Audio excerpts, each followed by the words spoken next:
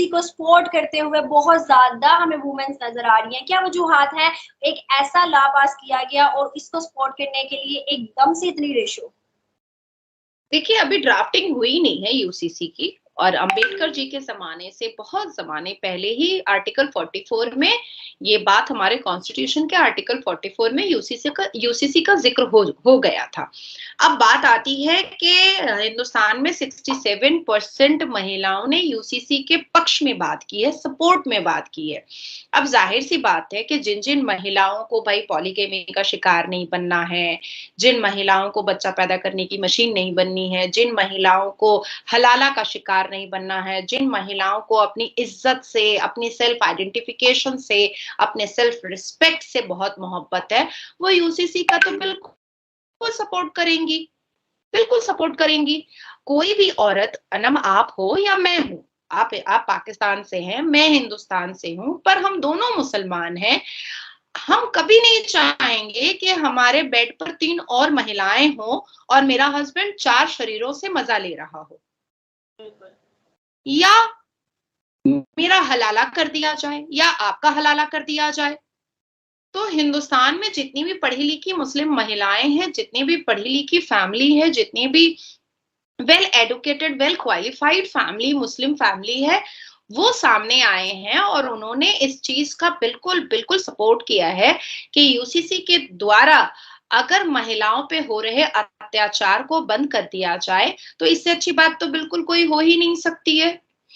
देखिए, हमने कई बार, मैंने इस बात को हमारे मेन स्ट्रीम मीडिया में, इंडिया के मेन स्ट्रीम मीडिया में कहा है कि जो मौलवी मुल्ला यूसीसी की विरोधिता में लुंगी उठा उठा करके नाच रहे हैं, क्या वो प्रॉपर शरिया लॉ पर ही चलना चाहते हैं? अगर प्रॉपर शरिया लॉ पर चलना चाहते हैं तो भाई, जब मुसलमान मर्द बलात्कार करता है तो जो शरिया लॉ बलात्कार मुसलमान मर्द को सजा देता है, वो सजा तो नहीं देता है। All India Muslim personal law board या के जितने भी यहाँ मुसलमान धर्म के ठेकेदार बैठे हैं, तलाक की सजा शरिया लॉ के हिसाब से या कुरान के हिसाब से जो मुकर्रर की गई है, क्योंकि कुरान कहता है तलाक अच्छी चीज नहीं है, जिस घर में तलाक होता है उस घर में रिस्क नहीं आती है, फरिश्ते नहीं आते हैं। तो जब इतनी सख्त सजा जना की, चोरी की, बेईमानी की, झूठ की, तलाक की, हलाला की, इन सारी चीजों की इतनी सख्त सजा जब शरिया लॉ में है और कुरान में है, तो उस हिसाब से तो वो लोग मानते नहीं है, जो दाढ़ी टोपी वाले धर्म के ठेकेदार बैठे हुए हैं। तो ऐसे जगहों पर मर्दों को, मुसलमान मर्दों को बचाने के लिए वो हिंदुस्तान के कानून में अपने आप को ट्विस्ट कर लेते हैं, क्योंकि उसमें रिहाई मिल जाती है, उसमें 2-4 साल 10 साल की सजा होती है, फिर आराम से जिंदगी सफल हो जाती है। तो क्यों सिर्फ मुसलमान महिलाओं को अत्याचार करने के लिए जिन्ना के बनाए हुए 1937 के शरिया लॉ पर चलेगा हिंदुस्तान? नहीं चलना चाहिए। और जब अंबेडकर जी ने ये बात साफ लफ्जों में बता दी थी कि संभावनाएं ऐसी बनानी चाहिए कि आर्टिकल 44 में जो कहा गया है कॉमन लॉ लाने के लिए कि हर एक नागरिक के लिए एक समान कानून होना चाहिए, तो उसी को पढ़ा लिखा मुसलमान और पढ़ी लिखी महिलाओं ने सपोर्ट किया है। मैम, हम एक बात नोट करते हैं यहाँ पर, मौलवी मुल्ला तो ये भी कहते थे कि टीवी हराम है, टेक्नोलॉजी हराम है, मोबाइल हराम है। तो आज मोबाइल, टेक्नोलॉजी, इंटरनेट पर बैठ के ये अपने बयान देते हैं, तो अब कहाँ गया ये हराम? अब कहाँ गई वो चीजें? देखिए, पूरे कुरान के 30 पारे में, अनम, बहुत समझने वाली बात है और हर मुसलमानों को समझना चाहिए। हालांकि आपके पाकिस्तान में 10-12 लोगों ने मेरे अगेंस्ट में जुलूस भी निकाला था, ज्यादा लोग जुगाड़ भी नहीं पाया। मुझे तो लग रहा था कि हिंदुस्तान के ही मुसलमान मुझसे डरते हैं। अब समझ में आया कि पाकिस्तान के मुसलमान भी मेरे से डरते हैं। कई लोगों ने काफी फेसबुक लाइव भी किया है मेरे अगेंस्ट में, मुझे गाली गलौज भी किया गया है आपके पाकिस्तान में, जिसके कुछ लिंक्स मेरे पास भी आए हैं। तो मुझे ये कहना है कि पूरे कुरान में हुजूर पाक सल्लल्लाहु अलैहि वसल्लम के नाम के आगे हाजी नहीं लिखा हुआ है ना, हाजी मोहम्मद सल्लल्लाहु अलैहि वसल्लम तो लिखा हुआ नहीं है। लेकिन आज मुसलमान जो है हिंदुस्तान, मैं हिंदुस्तान के बारे में ही बात करती हूँ क्योंकि मुझे आपके पाकिस्तान का उतना पता नहीं है। तो आज मुसलमान जो हिंदुस्तान के हैं भैया, एक हज करके आते हैं, हाजी इकरामुल्लाह, हाजी हफीजुर रहमान, हाजी रहमान, हाजी इमाम। अरे भाई, ये क्या है? जब प्रॉफिट मोहम्मद सल्लल्लाहु अलैहि वसल्लम ने अपने नाम के आगे हाजी नहीं लगाया, तो तुम्हारे अंदर इतनी हिम्मत कहां से आ गई भैया कि तुम अपने नाम के आगे हाजी लगा लो? तो देखिए, जब कुरान इतनी सारी चीजों की पाबंदी करता है तब इनका मुंह बंद हो जाता है अपने लिए, पर औरतों के लिए इनको बड़ा बड़ा शरिया लॉ करके ये नाचते रहते हैं। भाई 30 पारे ने, कुरान ने 30 पारे में जेंडर इक्वालिटी की बात कही है, कहीं पर भी औरत को पैर का जूता बनाने की बात नहीं कही है। तो ये जो अपने हाथों से इस्लामिक स्कॉलर ने एक शरिया और हदीस लिख दिया है, तो भाई हम तो अल्लाह की आसमानी किताब को मानेंगे ना, किसी इंसान की लिखी हुई किताब को तो हम नहीं मानेंगे। तो जितने भी मौलवी मुल्ला ये सब, देखिए अब देवबंद जमात के जो हिंदुस्तान में जो सबसे बड़े धर्म के ठेकेदार हैं, वो तो यहाँ तक कहते हैं कि औरत जो है वो खेत है, और 45 साल के बाद जब उनका पीरियड्स बंद हो जाता है तो वो फसल देना बंद कर देती हैं, उनकी खेती बंद हो जाती है, इसलिए मर्दों को दूसरे खेत में जाना पड़ता है। अब आप बताइए कि हम खेत हो गए, ये कौन सी बात हो गई? अब मैं आती हूँ दूसरे टॉपिक पर, ठीक है। देखिए, हमेशा कहा जाता है निकाह देखो सुन्नत है, निकाह बहुत अच्छी चीज है, निकाह तो बिल्कुल सुन्ना है, लेकिन अरबिक का वर्ड सुना सुना करके देखिए, हमारे यहाँ 85% हिंदू हैं, हमारे हिंदुस्तान में 85% हिंदू है। बहुत सारे ऐसे हिंदू हैं जो बहुत इंटेलिजेंट हैं, जिन्होंने कुरान की किताबें भी पढ़ी हैं, इसलिए वो तर्क कर पाते हैं, वो आर्ग्यूमेंट और कन्फ्रंटेशन कर पाते हैं। लेकिन बहुत सारे ऐसे हैं जिन्होंने अपने धर्म को समझा है, उन्होंने कुरान की किताब को नहीं पढ़ी है, बामायने क्यों पढ़ेंगे भाई? वकील जो होते हैं, जो या जो लेक्चरर होते हैं, जो प्रोफेसर होते हैं, या जो इन्फ्लुएंसर होते हैं, उनको पढ़ना पड़ता है, क्योंकि उनको बहुत जगह जाकर के बातें करनी पड़ती है। पर हर किसी को पढ़ना पड़े ये तो जरूरी नहीं है। निकाह का मतलब क्या होता है? Contract, enjoyment of couple. निकाह का मतलब होता है कॉन्ट्रैक्ट, एंजॉयमेंट ऑफ कपल, मतलब मजा लीजिए, दो लोग मिल करके मजा लीजिए। और कॉन्ट्रैक्ट, दो लोगों के बीच में कॉन्ट्रैक्ट। तो हम क्या है भाई? तबेला है, गाय गोरू का तबेला है जो मेरा कॉन्ट्रैक्ट लोगे? हम क्या है? किसी किसी किसी इस्लाम का और इकराम का खेत है जो मेरा कॉन्ट्रैक्ट तुमने ले लिया है। ये तो एक तरीके से मुसलमान औरतों के लिए गाली है ना, कि आप मुझे कॉन्ट्रैक्ट में ले रहे हैं। सही वर्ड जो शादी है, जैसे दुबई है, मक्का है, मदीना है, सऊदी अरबिया है, वो जवाज कहते हैं। जवाज का मतलब होता है शादी, जवाज का मतलब होता है कि हमने इस औरत को शादी में लिया। पर हिंदुस्तान में कोई भी जवाज नहीं बोलता है, सब निकाह निकाह निकाह इसलिए ही करता रहता है, और अपनी बात पे भी स्ट्रिक्ट इसलिए रहता है क्योंकि इन्होंने तो सिर्फ औरतों से मजा लेना है, इन्होंने तो औरत को खेत बोल ही दिया है मुंह से। समझ रही हैं आप? तो ये रोजाना टीवी के चैनल पे बैठ जाते हैं, मेकअप पॉलिश करके, सज सवर करके, ये हज भी जाते हैं तो सेल्फी लेते हैं, ये हज भी जाते हैं तो वीडियो बनाते हैं, ये बड़े मजे से चिल्ला चिल्ला करके बात करते हैं, औरतों को गाली देते हैं, औरतों को चिल्ला करके बात करते हैं। तो ये कुरान ने कहा भाई, तुम चाहते हो कि औरत तुमको इमाम साहब बोले, मौलवी साहब बोले, और तुम तो साहब वाला कोई काम ही नहीं कर रहे हो। सबसे पहली चीज है कि इमाम और मौलवियों को अगर अपनी इज्जत बचानी है तो उनको तो कैमरा के सामने आना ही नहीं चाहिए, क्योंकि ये तो ऐसे ही पाप कर रहे हैं, वो ऐसे ही गुनाह कर रहे हैं। तो देखिए, इनकी गलतियां खुद सामने आ रही हैं। ये बात तो मैं भी आपकी एग्री करती हूँ कि कल तक हमारे सुनने में आता था, मैंने भी बड़ी जगह पे सुना है कि मौलवी, मुल्ला, इमाम ये सारे कहते हैं कि टेक्नोलॉजी हराम है, टीवी के सामने नहीं जाना चाहिए, औरतों हो मर्द हो, इन सब चीजों से बापर्दा रहना चाहिए, इस तरह करना चाहिए।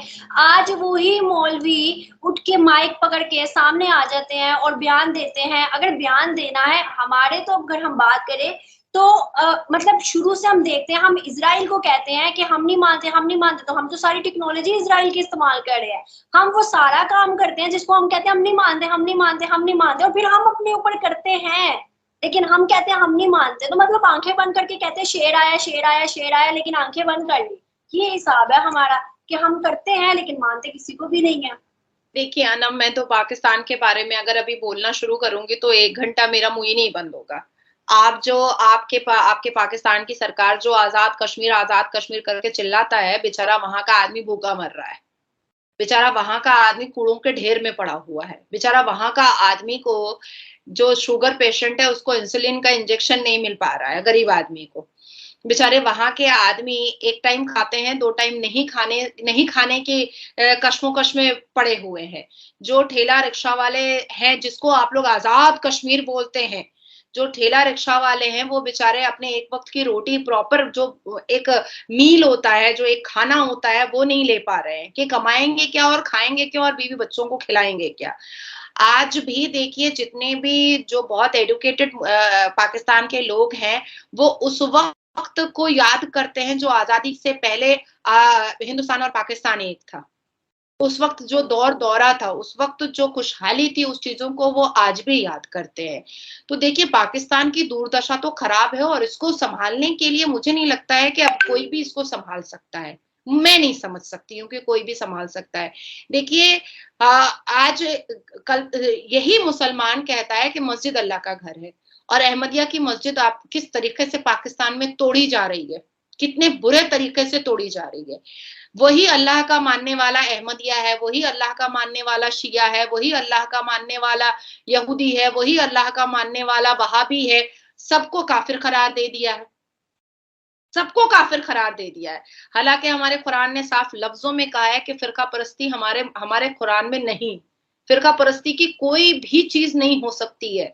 जो जो लोग कुरान मानते हैं वो अल्लाह की उम्मत में आते हैं। तो ये फिरका परस्ती बना करके ये वहाबियों को, शिया को, यहूदी को, ईसाई को, हर एक किसी को इन लोगों ने किस तरीके से फतवा जारी कर करके मस्जिदों पर हथौड़ा चलाना आपके पाकिस्तान में स्टार्ट किया है। मैं तो बहुत अल्लाह का शुक्र अदा करती हूँ और अपने माँ बाप का शुक्र अदा करती हूँ कि मैं हिंदुस्तान में जन्म ली हूँ, और यहाँ के कानून इतने खूबसूरत और इतने सख्त हैं कि फिर भी ये फड़फड़ाते कम है, फिर भी ये फड़फड़ाते कम है। और जितनी भी इनकी गलतियां होती हैं वो बिल्कुल चर्चाएं आम पर आ जाती हैं। जितनी भी ये अपनी अपनी दिलेरी झाड़ने की कोशिश करते हैं, ये बिल्कुल चर्चे में आ जाते हैं, और कहीं ना कहीं इनकी जुबान बंद हो जाती है क्योंकि इनके पास जवाब नहीं होता है, बिल्कुल जवाब नहीं होता है। जब भी ये किसी किसी तरीके से मोल्ड करने की कोशिश करते हैं, तो हम तो भाई साफ पूछ लेते हैं ना कि हम अल्लाह माने कि मुल्ला माने, हम कुरान माने कि हदीस माने, आप ही बता दीजिए भैया। तो ये तो कश्मोकश में आ जाते हैं कि भाई हम कुरान को कैसे गलत बोल दें नाउजुबिल्ला, हम अल्लाह को कैसे गलत बोल दें नाउजुबिल्ला। ये तो कश्मोकश में आ जाते हैं, और इस कश्मोकश में इनका जो पोल पट्टा है वो खुल जाता है, क्योंकि हमारे यहाँ फ्रीडम ऑफ स्पीच है, हम बिल्कुल साफ सुथरे तरीके से बात करते हैं। पर आपके पाकिस्तान में ये फ्रीडम ऑफ स्पीच तो है नहीं, आपके यहाँ तो ताला लगा हुआ है, आपको बहुत सारी चीजें छुपा करके बात करनी पड़ती हैं, आपको बहुत सारी चीजें दब करके बात करनी पड़ती हैं।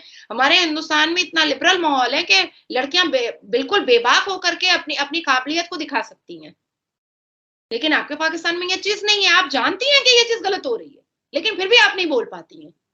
और हम जहां जहां पर जानते हैं कि ये चीज गलत हो रही है, हम आराम से बोलते हैं। बिल्कुल सही मैम। इसी हवाले से जैसे आपने फ्रीडम की बात की, तो मैं आपसे दूसरा सवाल करना चाहती हूँ माइनॉरिटी वुमेन एम्पावरमेंट की।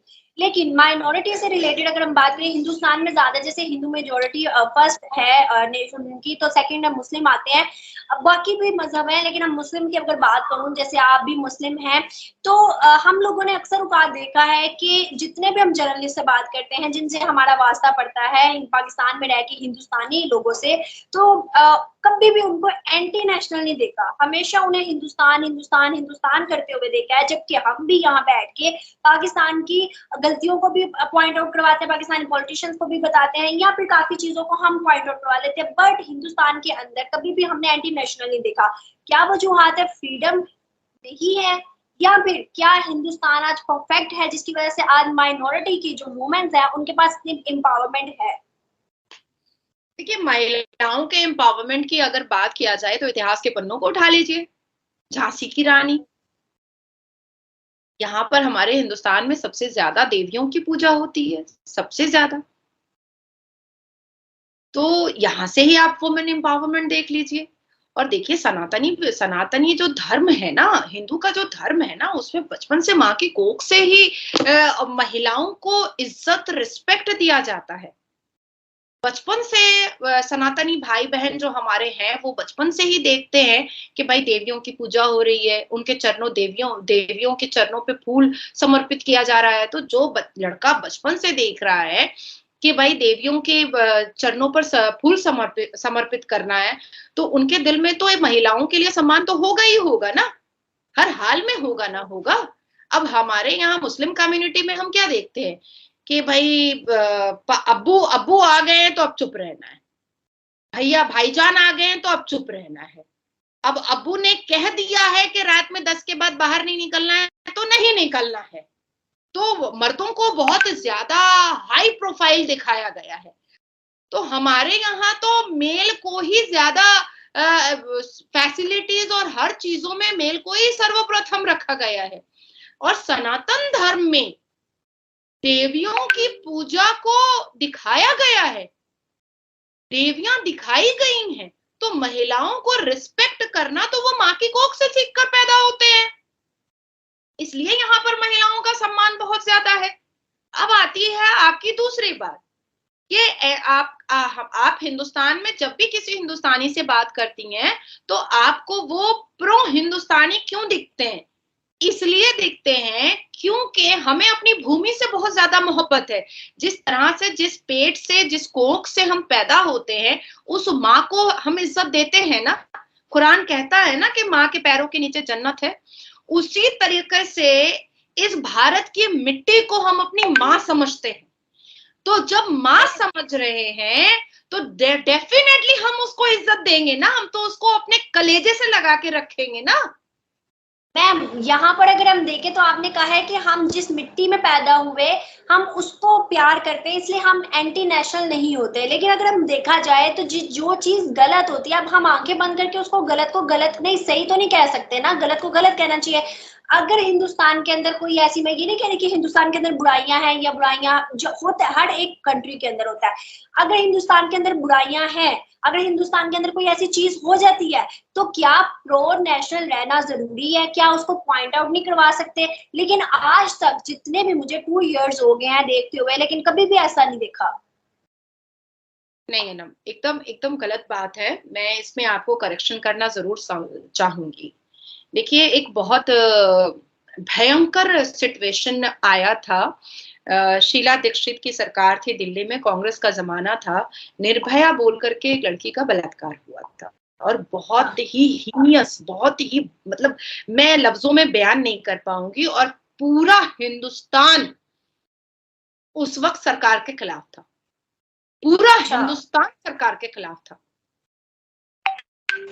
हम सब ने सरकार के खिलाफ बात की है। वेस्ट बंगाल में 2 मुसलमान लड़कों ने एक क्रिश्चियन लड़की का बलात्कार किया। जिस स्टेट में मैं रहती हूँ उस सरकार के खिलाफ मैंने बोला, और सबसे ज्यादा, और आज तक बोल रही हूँ, और अभी आपके सामने भी बोल रही हूँ।